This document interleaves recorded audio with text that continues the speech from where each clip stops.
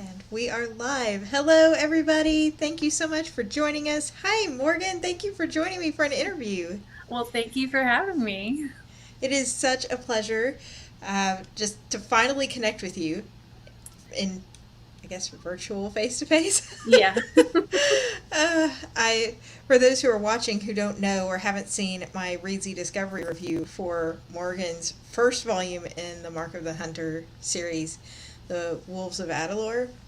It was one of my 5-star reads late last year, and I'm so excited to hear what is new because you have put out another book. A third one's getting ready to release, and they're all Yes. on sale for 99 cents. Is that right?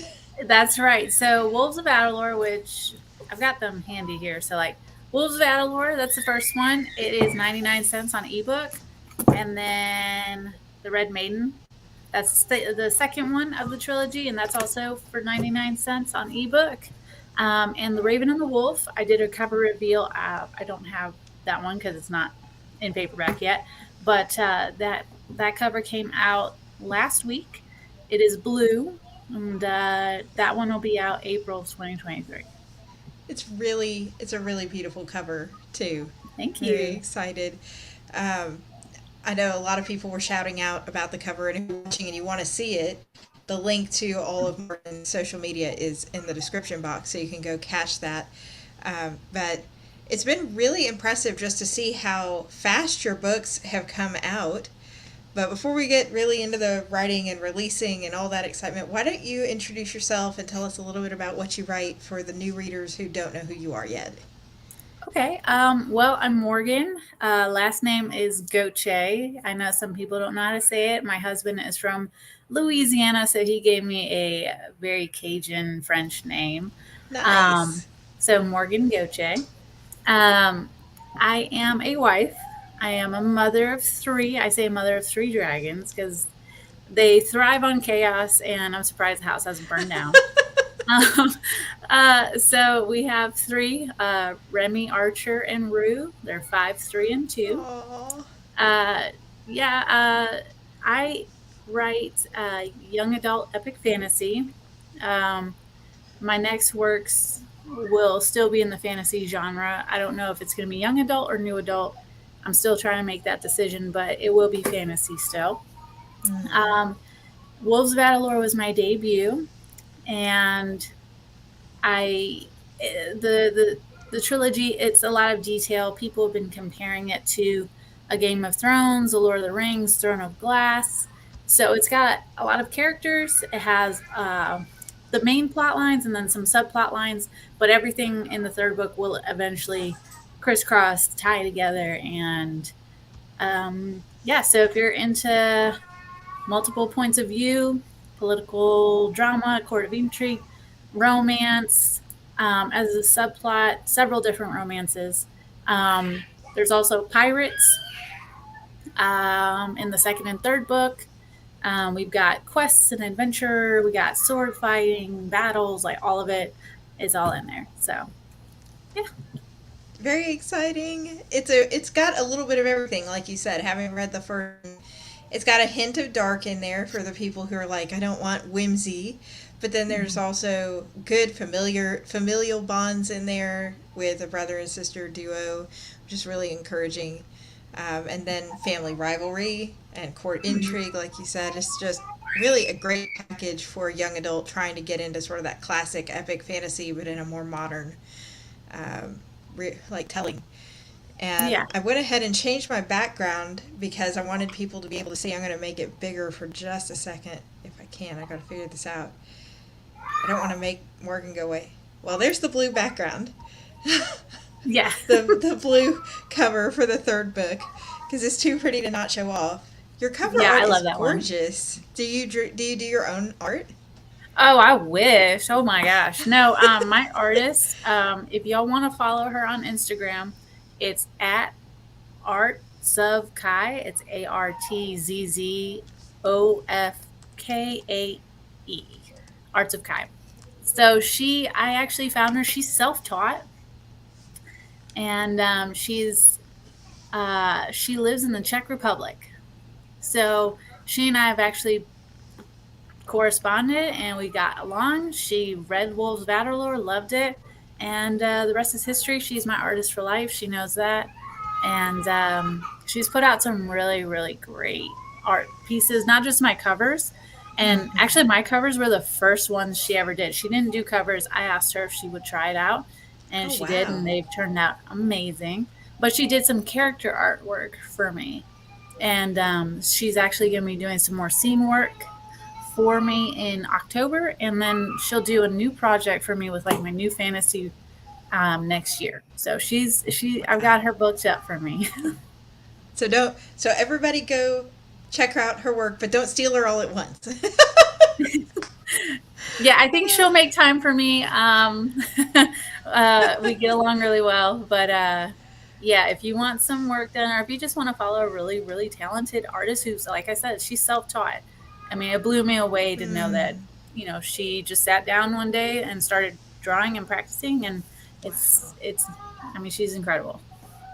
I mean, the work is really, really gorgeous. And so I know we mentioned earlier about how you've had the three books, and it seems like they've come out relatively quickly.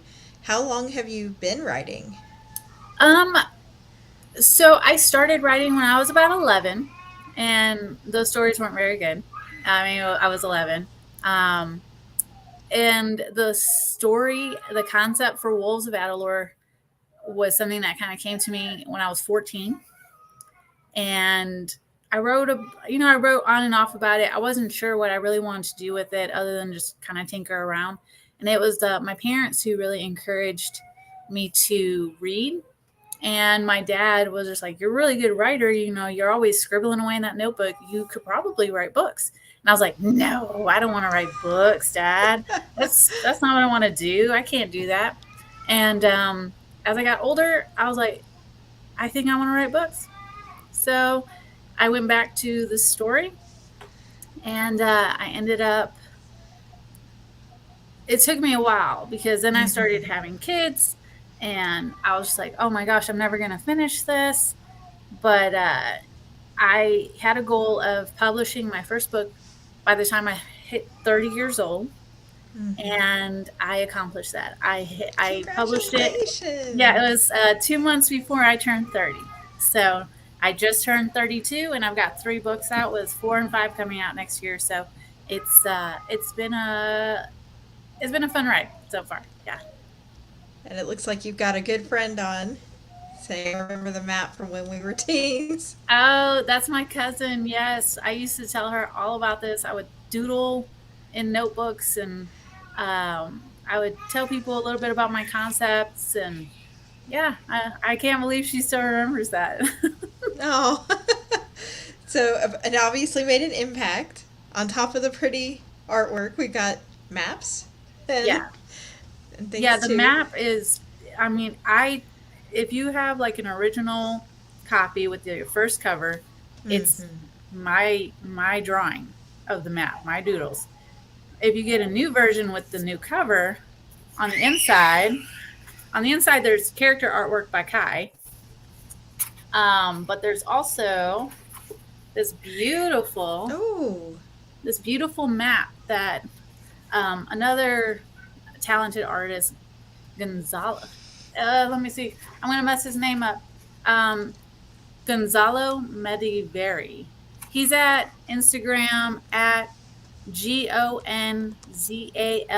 GONZALOM.art. And he's also really incredible. But he took my doodle and he made that incredible map that's in the new books. So yeah, it's funny when you look at an 11, 12, 13, 14 year old's doodles, and then you open your book and you're just like, wow, that looks professional, like, because it is. Hmm. So Yeah, and I think that's a good point for readers who are watching who maybe has never seen an indie author or self-published author before, that one of the things we get to do as indie authors is sort of control the content that goes into the books on the artistic level and not just on the writing level, like if they went through a traditional press. mhm. So traditional presses and self-publishing, it all has its different pros and cons. But when you're self-published, you have to coordinate everything, and you've got to research everything and put it all together. So, with the extra work in mind, how did you decide to go the self-publishing route? Was it that deadline of I want the first book out by my 30th that sort of pushed you that way?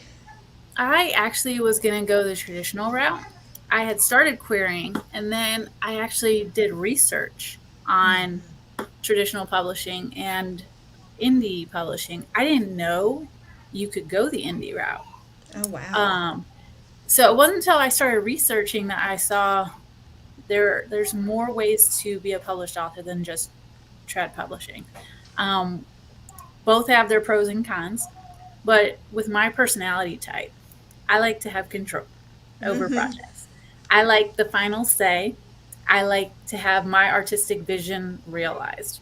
And I didn't want to leave that up to somebody else or feel stifled Mm-hmm. creatively and have somebody else kind of tell me what I should and shouldn't do. That's just how I am, though. Um, so when I saw that you could self publish and be this indie author, I started reading indie authors and I was just like, these are really good. So you don't have to necessarily go the traditional route to have an audience and have a following. There's a reader for you. So I took Mm-hmm. my skills and my need for control and turned it into something positive. It's a lot of work though, so it's not for the faint of heart and it's not easy. I know some people have been like, "Oh, so you could just publish a book in a day?" I'm like, no, you can't just publish a book in a day. It I mean, you takes could, but you wouldn't want to do that. no, I mean, just the process alone of writing the And then book, editing, and yeah. editing. Exactly. And then you have like your art teams, you've got marketing, you've got covers, you've got formatting, you've got, making sure you're hitting your own deadlines because we do have deadlines. Mm-hmm. Um, and then it's the whole uploading it into whatever, like KDP or Ingram Sparks and Barnes and Noble, all these places. And then you're trying to get your name out there. You're trying to be active on social media. You're trying to put reels out. You're trying to put posts out, and you're trying to garner a following. Um, so it's a lot of work, but it's really rewarding for somebody who is a self starter, who's determined, who can hit those goals, and who has a little bit of problem with control, needing the control. I don't think that's a problem at all, though. Seriously, like you said, there are so many really underrated indie books, and that's one of the reasons I signed up for Readsy Discovery as a reviewer, was just to really grasp on to the hidden gems. And of course, Wolves of Adalor was one of those uh, 19 gems that I found last year, and was super excited. But um, do you read the similar genre that you write, or is your writing separate from what you read? I love fantasy, so I gobble it up. I also really love whodunit murder mysteries, but it's like Oh, the Agatha Christie type. Like I like the period drama of the murder mysteries. And I also will read rom coms, not heavy, like dramatic romance. I don't want to feel. I don't want to feel too emotional when I'm done with it. I need something, you know what I'm saying? I need chick flick. I need lighthearted. right, right. I'm clumsy. I fell down the stairs and met this perfect man, right? Yeah. So that's kind of what I read when I want to read it. I am a mood reader though. So I Mm-hmm. have to be in the mood to read it. My fantasy Mm-hmm. though, I like dark. Yes. Yeah. So And I meant to mention, I know we have several people on across Twitter and YouTube and Facebook. If you have questions for Morgan, please leave them in the chat, because we are doing these live so that we can answer your questions and talk to you. And if you're watching the replay and you didn't get to leave your question live, you can leave your replay questions in the comments, and I will send those over to Morgan and try to reply back to you with an answer. Uh, Luna says, I love a happy ending. Yes. On the romances, I think that's sort of a standard for a lot of people. But the level of happy is different. There's the my best friend's wedding happy, and then and Father of the Bride yes. happy, and then the more lighthearted happy. Yeah. Yeah. So, do you think, I know that you have the one outlier book, right, that is not in the young adult series on your Amazon, or it looks like it when I was Oh, reading. Aloha Seattle. Yes. Yeah, so Aloha Seattle is my contemporary romance that I wrote. It is a comedy. And I am currently trying to write a second contemporary rom com because I do have people who want one. So I'm hoping to get that one out next year. Um, but my main focus right now is finishing my trilogy. It is it's difficult. I definitely gave myself a lot of work in in this series. Um, but I'm really looking forward to getting the third book out and then also another rom com. A lot of writing. A lot of writing. Yeah. Um, who is your favorite character in Wolves? And I would add to that sort of why. Sometimes I feel like this is tricky too. So if you'd rather word this as who was the most fun to write, that's okay too. Because I'm like, asking authors to pick their favorite character is sometimes like asking them to pick their favorite child. It is. It is kind of like that because I do love all of them very much for different reasons. Um, okay, so normally I don't tell people who my favorite character is, but because we're doing this live, I will. Um, so Yay! my favorite is Niabi. She's my villain, and I do enjoy writing her character, but I just enjoy her. Hmm. She she has so many layers to her. It's just like this delicious piece of like chocolate or something. It's just like you keep going layer by layer, layer. It just keeps getting better and better and better. And in Wolves, she's this powerful, evil-ish warrior queen, and you see her go through a lot as far as pain, suffering, loss, betrayal, and she is seeking basically to make sure that her family survives. Hmm. It's all from this place of protection and love of her family. And I think sometimes we forget that villains in stories aren't just this like I'm just evil to be evil. Like there's Hmm. something that motivates a villain. And I mean I tell people all the time like I'm a huge villain lover when I read other fantasy. Like I am because they're just so interesting. Yes. Um, so as far as Niabi goes, like you get a little bit more of her backstory in the Red Maiden, the second book, and in the third book, you see the full picture. Hmm. And to me, I find it heartbreaking, and I hope it breaks y'all's hearts too when you read it, because then you're gonna be like, I don't even know if I'm on or to lose at this point. I don't even know. So Oh, oh, that's kind of where I went with it. But yeah, that's the she's mark of a good villain, though. exactly. I mean, and I know some people ask me like what other villains that I like. I'm a Cersei Lannister stan. Like I love her. My husband cannot stand that, but I love her because she's just this interesting character. With villains, you never know what they're gonna do. They just wreak havoc and leave just this chaotic path, and it Hmm. changes the story up. And then your hero has to figure out what to do next. So villains are just fun. What I loved about the villain in yours specifically is she almost represents what any of these characters could have become if they took that filter off. And it's Yeah. like, well, I have this filter because I have to have it. And I think that makes her so much more believable and so much more relatable. And leading into what it sounds like, I better have my tissues ready when I read that book. But it sounds like you do get to that point where you say, how tragic is that? Hmm. You know, you do sort of want to see her have a moment, although you also don't want to see her have her moment in the way she wants to have her moment. So Yeah. yes, I don't want to say a whole lot more to that regard as a reader, but if you want to read the book, you can get it for while it's still on the 99 cents. The link in the description and go read it. Um, it's it's a great, well-rounded villain. Thank Um, you. my pleasure. So, how has your support group, like your friends and your family, felt about you going the self publishing route? Because it's a lot of time, it's a lot of resources, it's a lot of work. How have you Mhm. managed to, like, do it all? You're a mom, you're a writer, you're doing everything.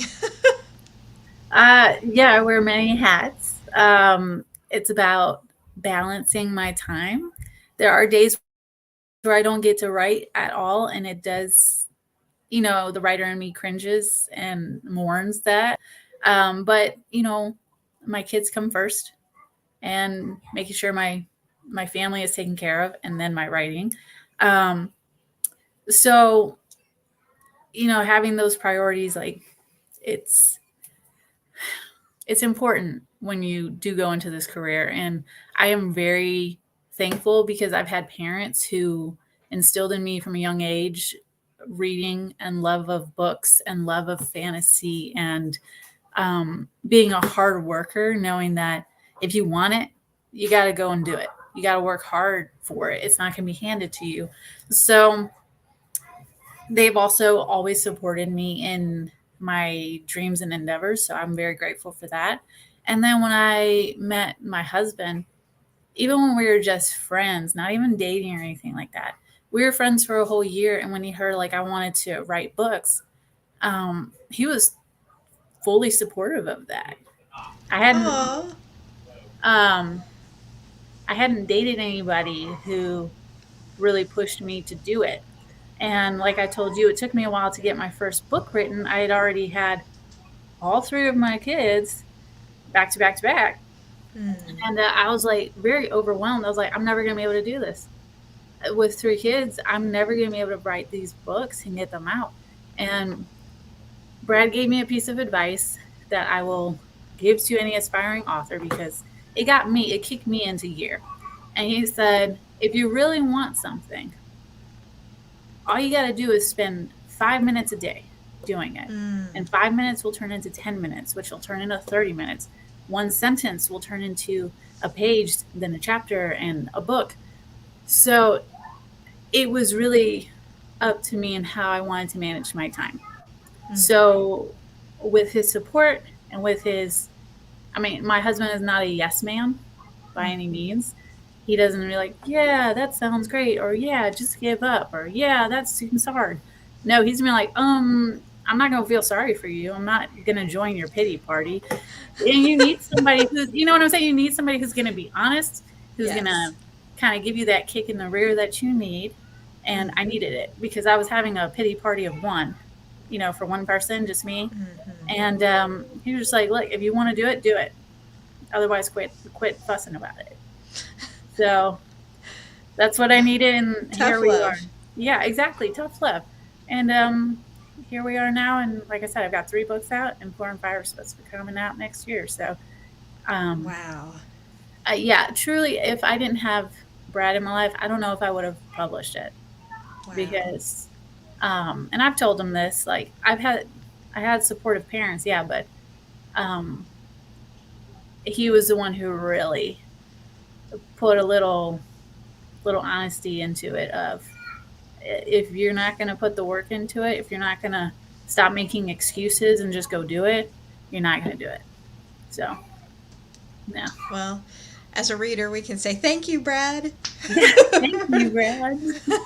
for bringing us the series. And I think that's so important too, when you have a traditional publisher like telling you, your editor, get it in, get it in, get it in, get it done. I don't want to hear about it. Just get it on my desk. Then Yeah. you have that from that end. But it's so easy to feel isolated and lonely on a self-publishing level. And it doesn't have to be. If you don't have the support from your family, and maybe you're watching and you're like, well, I don't have that. I think personally that the Instagram writer community has been a great support too, outside of friends and outside of family. And you're on Instagram and you're pretty active, but how have you found integrating the social side into your writing? Has that been difficult or sort of easy? I am not good with social media stuff. I really have to try hard.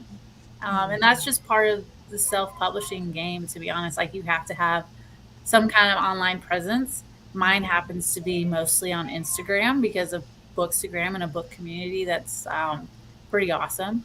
I do I have TikTok, and I've got a Facebook, and I also have a Pinterest. So if people are interested in seeing inspirational like photos that I use to create my worlds and my characters and stuff, you can follow me on there as well.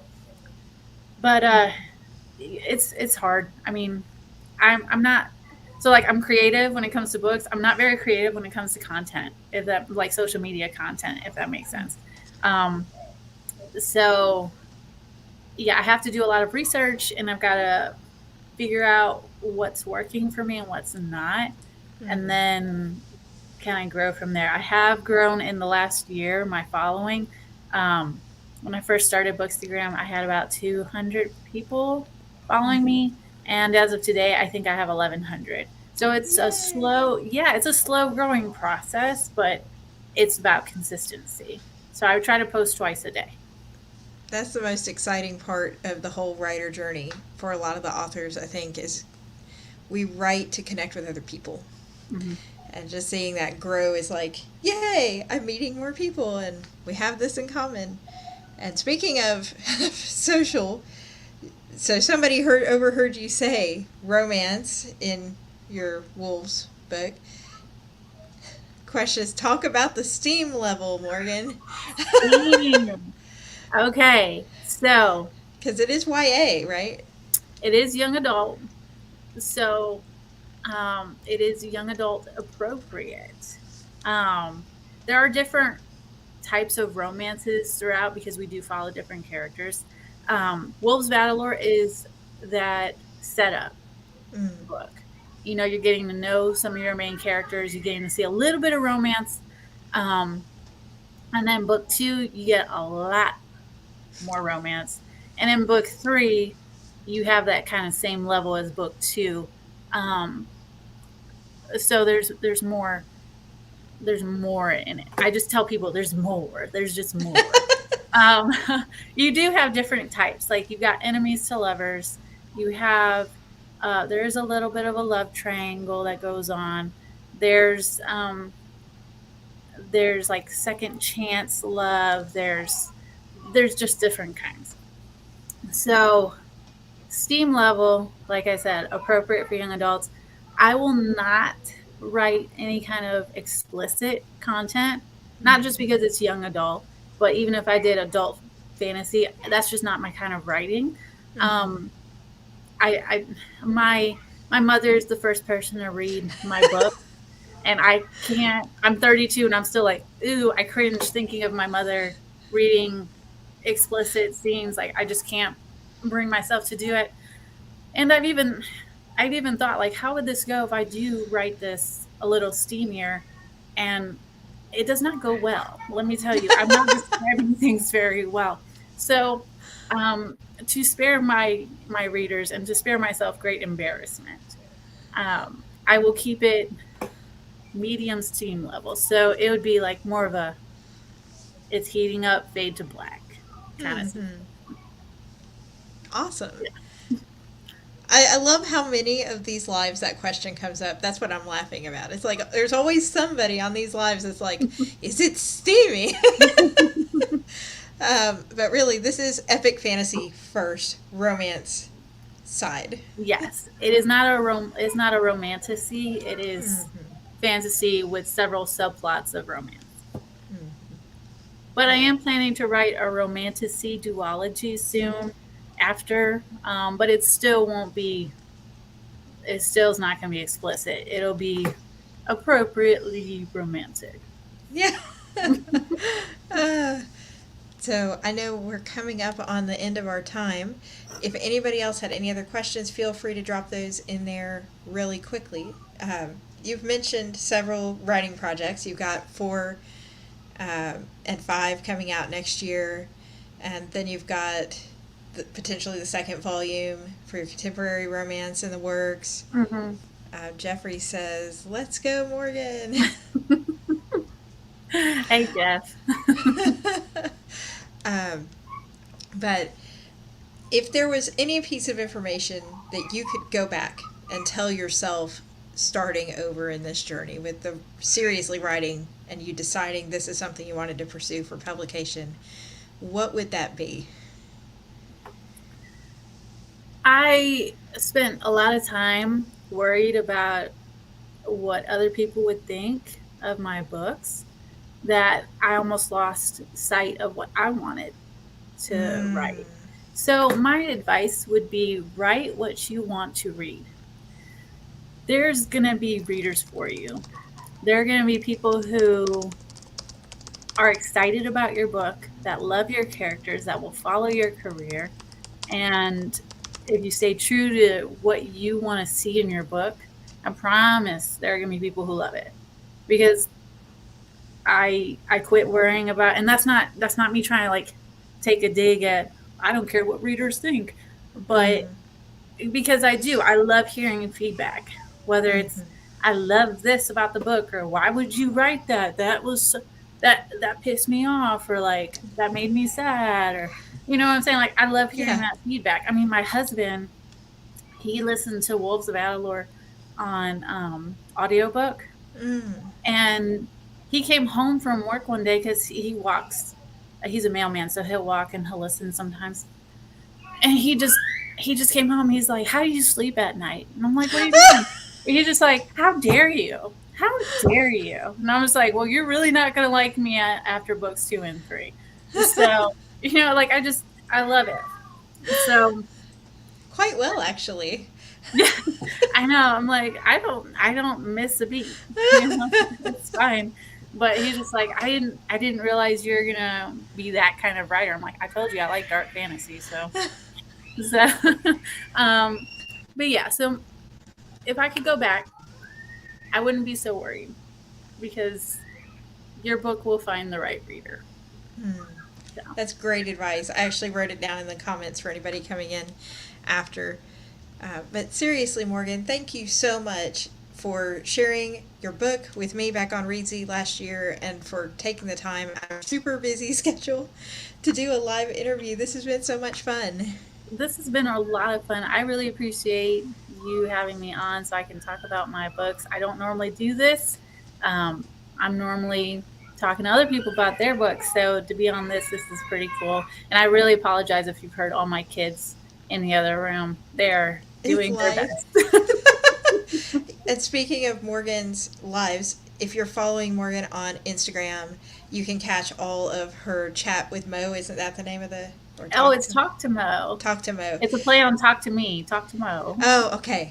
Sorry, sorry. So Oh no, you girl, can it's fine. watch Talk to Mo, which has a huge, diverse, just schedule of authors that have already spoken and are coming up, and it's great. And if you'd like to see more of the Indie Author Live Chats here on this channel, you can go ahead and subscribe. There is an author blitz coming up at the end of the month, and I have 10 different indie authors lined up from all different kinds of fantasy genres to talk about what's new in the indie writing world. So I'd love to see you there. Oh, so proud of you. Thank you. And thank you everybody for joining again. We really appreciate you being here. I hope you have a great night. Thank you guys. Thank you, and grab the books while they're 99 cents. Yep, now till Saturday. Links in the description. Take care. Bye, thank you. Bye.